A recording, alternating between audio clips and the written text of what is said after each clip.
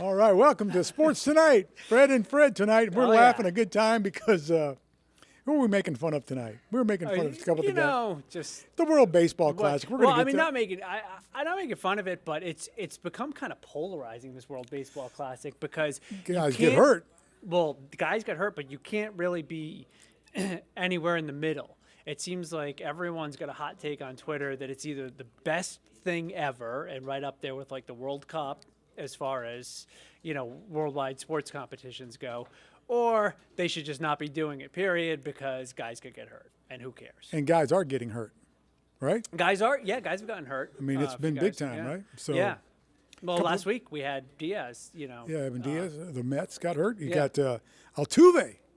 Altuve broke his thumb. That's right. I mean, that's a huge injury for the Astros. You think about it. No, that is big. That is big. Who's going to bang on the trash can now? He's got another hand for that. Okay, so, that's he'll good. Be back in the, All right, we're kid, we joke. Yeah. We hope that Jose Altuve is okay because he's a great player, really is. Yeah. It's a great thumb, second Fred. baseman. It's a thumb. It's a thumb. What are your thoughts and prayers for the thumb? No, I'm just saying, though. I hope he gets better. I'm just saying, bang, bang, bang. Right.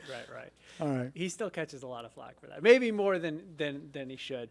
But yeah, so Trey Turner, big home runs over the weekend to lead the U.S. now into the final, right? We're waiting to see who they're going to play in the final. There's a few things about this tournament in general that maybe not that have me not completely on board with it. And one is when it's happening. Yeah, during spring training, During spring traiing, I don't know.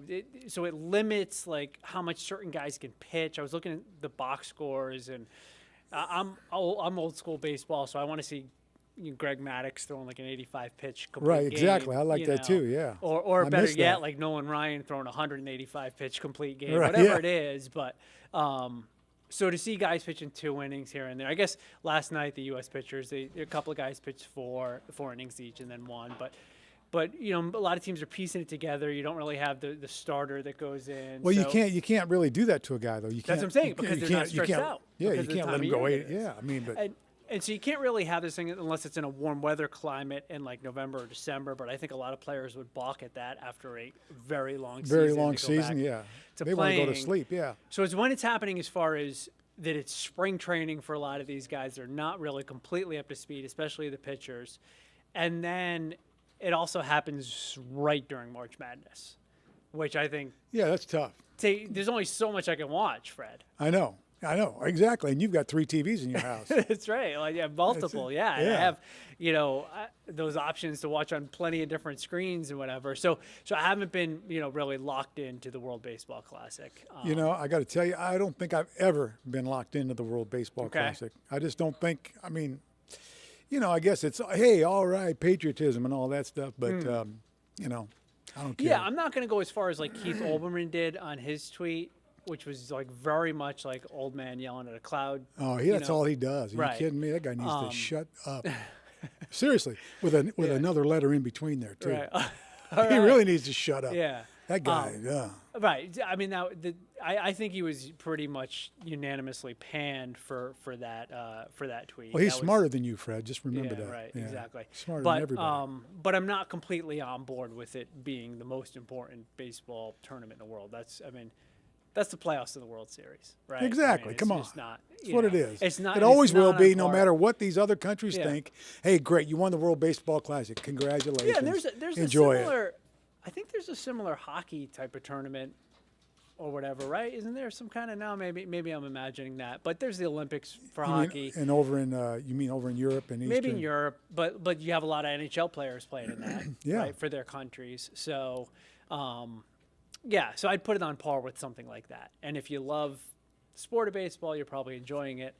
If you're kind of a casual baseball fan, more so like I am, then you're probably more locked into. You got to love baseball to really enjoy this. Yeah. You got to love baseball. You got to know, all the guys from where they are and all that. So it's got to be a love affair for baseball. Right.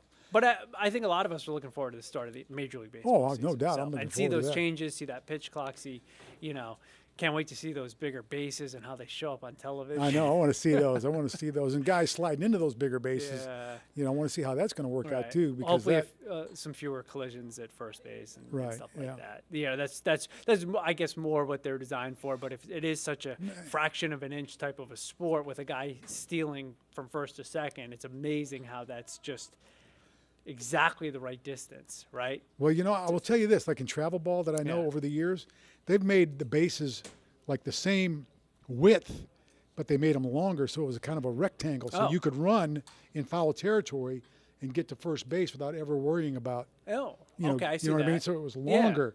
right. It was longer, not And it not extended like a into big. it extended into foul territory. Correct. Yeah. Makes so you sense. could Yeah. run the base, boom, Yeah. and touch the bases. Do that in travel ball. So I don't. All right. But I don't know what they're going to do there. So It's just now going to be we're- like a big pizza box, yeah. right? Is that what we're going to Yeah, call it? probably need to move on now that we're discussing Bases. and- bases. Yeah. So what's up? What's up next? What do we have next? Roger Goodell with a contract Oh. extension. This dude makes a lot of money, man. He How about that? Now What's he he helped make? negotiate that. what? 30. Nobody really knows, right? Well, listen to this. Okay, here it Yeah. is. $64 million a year for 2019, 2020, and 2021 seasons, right? It's good work if you can get it. Yeah, I mean, All you got to be crazy. is a punching bag for everything bad about the NFL. that's all you got to do is just take it. you And know? he's the best. Well, he is. Yeah, rope he- a dope with Sure, with the best of he them. can rope a dope. He's a lawyer, of course. He Yeah. can rope a dope, right? No, but he does. I mean, That's what he does. Honestly, though, it's like what he does. Like the shield, the NFL shield is, But he did. Look at this. He helped negotiate a $100 billion media rights deal, right? Yeah. In 2021. yeah. That's a lot of money. That's a Yeah, lot it's of hard- money. it's hard And to it's gone. You know- know, look at the NFL salaries though in the last couple of years. Yeah. They've gone through the roof. I would imagine there's after a that deal. lot of executives out there that are probably like, I could do that.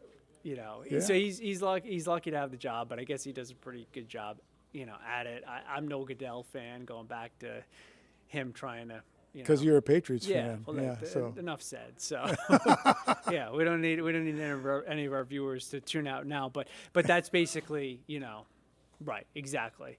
But another so 65 million last year. 64 how about million, that? You know, I couple mean, years that's pretty ago? good. 64 million Yeah. a year. I mean, that's Not not bad. bad for the last. Yeah, you could yeah, you got live off that 128 for million over the sure. last couple of years. Yeah. So Yeah, that's pretty good. good for him, and an extension coming. All right. Yeah. So Goodell, more Goodell. Well, he's still a fairly young guy too. He is a young guy. and he You know, does he's do a married pretty to good that job. former anchor woman too. You remember Oh, her? I didn't know that. Yeah, No. Jane. Yeah. He does a pretty good job of balancing, his relationship with the players and with ownership. So, But I mean, make no mistake, he works for the owners. of course he does. Yeah. I mean, like every Yeah, commissioner. well, I think Yeah. that's the commissioner's job. It is the That's commissioner's what, job, right? Yeah. They Adam work for the Silver league, does, and, as you say, protect the shield, Fred. Right. As you like to say. Right, but I guess what I'm getting at is that he tries to have a relationship, kind of like Adam Silver does, with the players. Players too, yeah. So he's to- not, yeah. Because at the end of the day, without the players, the league's not much. Exactly. Right. All right. Your favorite coach here, Fred, coming up right now, Rick Pitino. Yeah. St. John's, man, he got off with the Louisville stuff, right? In 2013, they won the title here in Atlanta. All right, it's been since vacated, Yeah, but that didn't happen. So yeah, it's it didn't just- happen, right? Just none of that stuff. But There's no banner hanging in Louisville. no, there isn't a banner hanging in Louisville, but he kind of got off on all those other charges, man. Yeah. I mean, Teflon Don over there, he kind of Yeah, and so he came out after Iona. Gave UConn a pretty good game, actually. Oh Right? yeah, no doubt. In the first round, a better game than St. Mary's gave him yesterday. Right. And he said he wanted to coach. I think he's 70. Is he 70? He I'm is not sure close to it, exactly yeah. how old he is, but I think he's 70. He wants to coach till he's 82. It's an odd number, but Yeah. So he feels young, except for the part about not wanting to move anymore, because there was a small part of me that grew over the last couple of days that wanted Rick Pitino to come back to Providence College. Really? When I knew that Ed Cooley, it's a whole other story, Yeah. was jumping ship to go to Georgetown.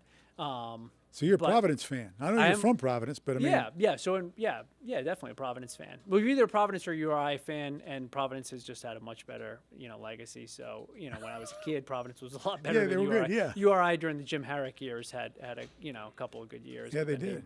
Moved on, right. obviously, and but Pitino, what I was getting at with Pitino is he's old enough that he doesn't want to move. So he has his house in New York, and he's like, I don't want to move. So he just went from Iona Yeah. to St. John's. Madison Square Garden. 6 right? years. So the Big East is going to be interesting next year. It is, isn't because it? Ed Cooley went from Providence to Georgetown, Right. which is like going from Indiana to Purdue, Right, exactly. Yeah. or Georgia to Georgia Tech. New Orleans to Atlanta Falcons. You know, like I mean, it's just Rivalry. yeah.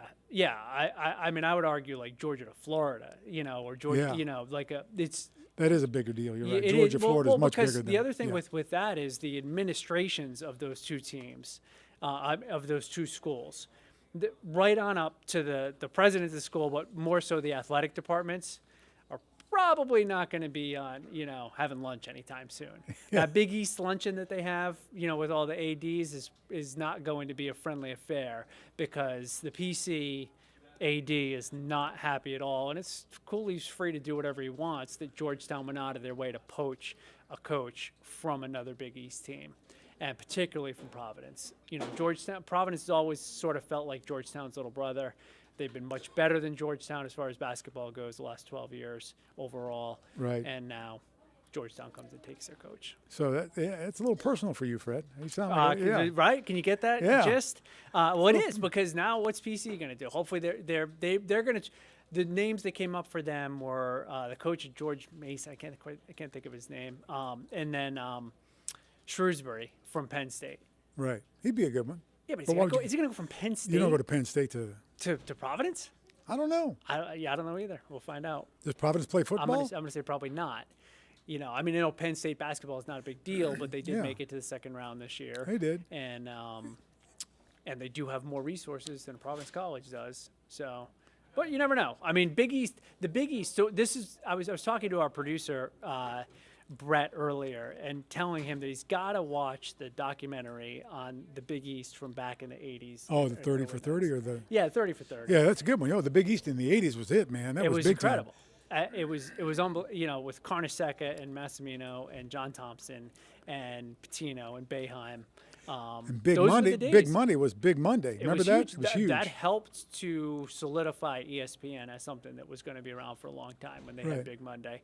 There was a lot of animosity between the players and the fans and the coaches too. Didn't necessarily get along, but I saw a picture recently of when John Thompson came out wearing the sweater like Carnesecca. Because Carnesecca, you remember, used to wear those incredibly ugly Lou always sweaters. had the crazy sweaters.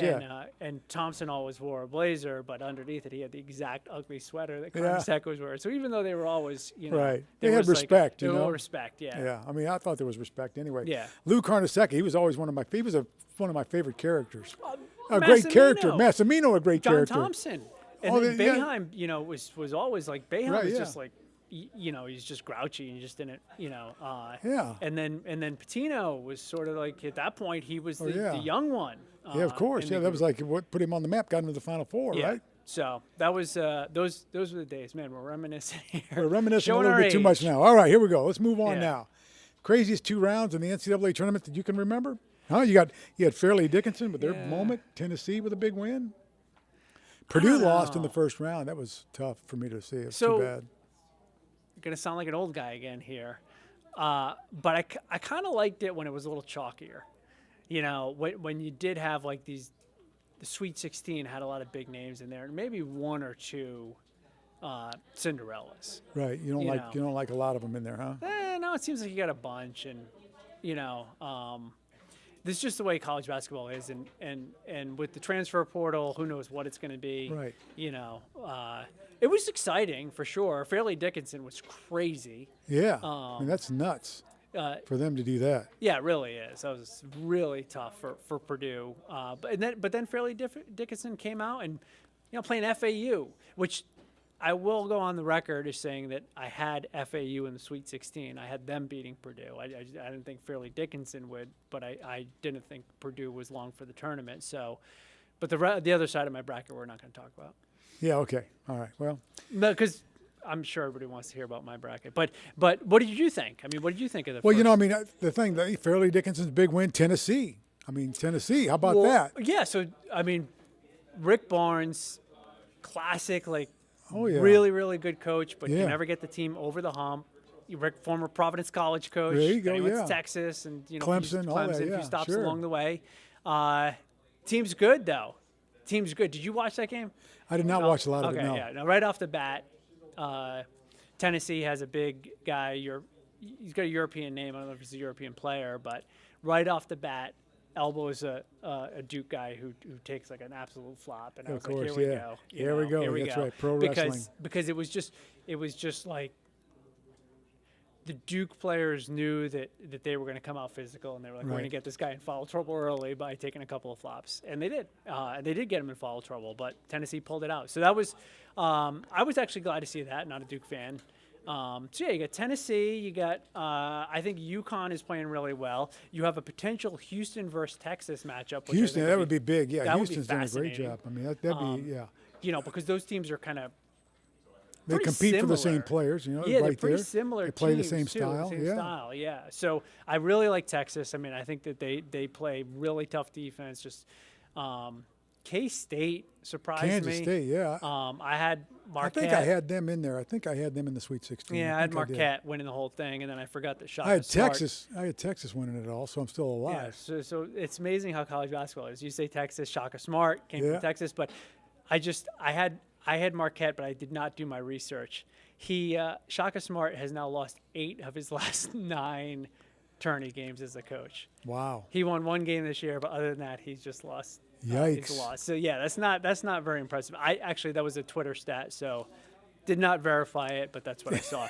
A Twitter stat. Yeah, well, you got to always throw You that gotta in there. verify that If stuff, it comes yeah. across my timeline and it's on the internet, it must be true. Yeah, right. So I really enjoyed the first couple of rounds. I will say that.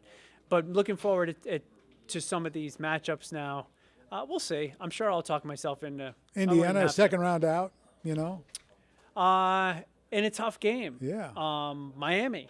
I actually Miami picked, blew them out, man. I mean, at the end, they just well, pulled Jimmy away. Larinaga, Providence guy, There former he is. Providence player. There he is.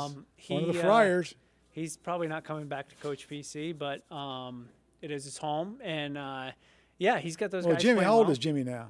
He's up there. Yeah. Yeah, his son, I think, is still an assistant for the Celtics, or he's an assistant for. But he's got it for made somebody down there in else. Miami, man. I mean, Yeah, that's, no, you know, he's that's a not great going gig for him, he's man. not- You he's kidding not me? Going anywhere, and he's doing a He's great doing job. a great job down there. He's got players down there. You Yeah. can recruit Miami. You can obviously he's proven you can recruit there. Right. So And- in the ACC now, that's Yeah, big. transfer portal, it's changed everything. It has, hasn't it? Guys, the number of guys who just play for one college basketball team in their career, but play all 4 years, is going to be few.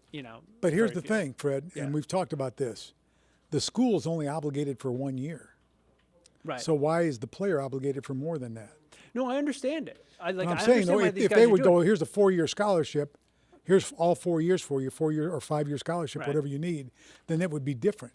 Then it Right. would make it harder to transfer. But here's a 5-year scholarship. But by the way, we can kick you off the team and bust your chops out and get you out of here after understand 1 that, year. Fred, but what I'm saying is, if I was a top tier player, or even a mid tier, like good enough to play at Division I, get some minutes as a freshman, and then a little Right. more as a sophomore, why wouldn't I just say, you know what, I'm going to try Colorado for a couple of years and then see where we are, and then UCLA comes calling and it's like, hey, we can give you a little NIL money, check this out, and come out here, Southern Cal, Right. and we're Southern California, and we're looking pretty good, and Mick Cronin's a great coach. That's true, yeah. Like and you're on track. Oh, your credits are all going to transfer, and we'll make sure you graduate, and this, that, and the Well, other. now, if they do all that, that's a little different. Now, you think that's really happening?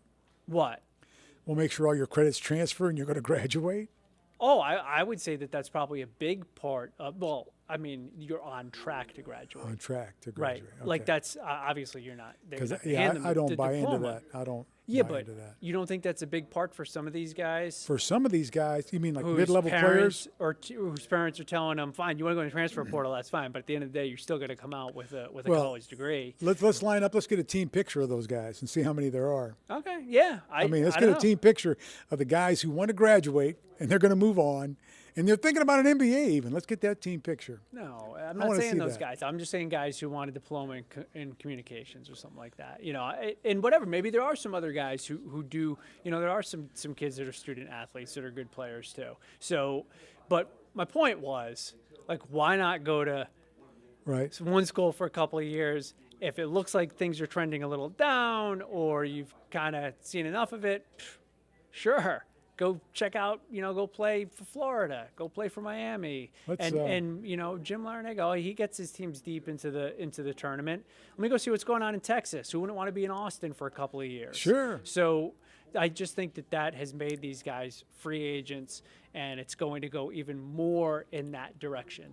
That a stud freshman going into his sophomore year, or rising junior, sophomore who takes a big leap, goes into his junior year, those guys are going to be like free agents. Yeah. It's going to be bidding war to get those guys. And I again, don't blame them. Well, no, Get the like I NIL said, money. the schools are only committed for a year, so why Right. should they, Yeah. All right, what's on your mind, Fred?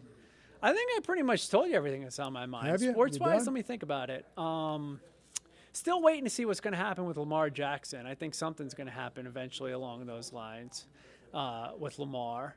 Where do you see him going? Do you have I think it's going to be hard if he goes back to Baltimore. I think it's going to be just for a year, and I don't know if Baltimore really wants that. But Baltimore hasn't done anything to set themselves up for an option to Lamar. So, yeah, that'll be interesting to see what happens with him.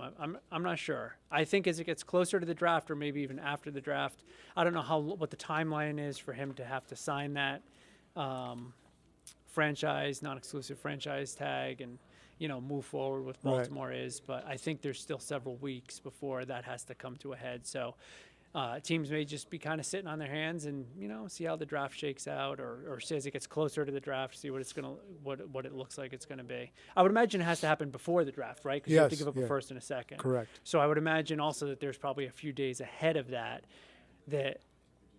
you would have to allow for Baltimore to be able to scout who they wanted in those 2 rounds, the first round this year and then the first round next year. Correct. Yeah, looks like the Detroit Lions get a lot better. I don't know.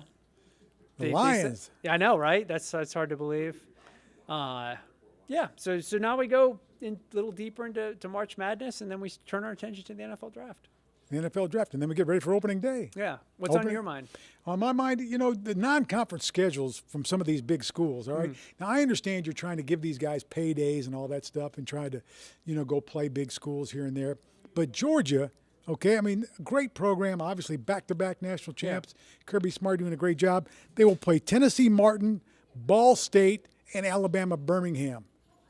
Tennessee Martin, now believe me, Tennessee Martin, I had 2 of his albums when I was in high school. He was outstanding. Tennessee Martin, one of the great country singers of all time. Ball State. That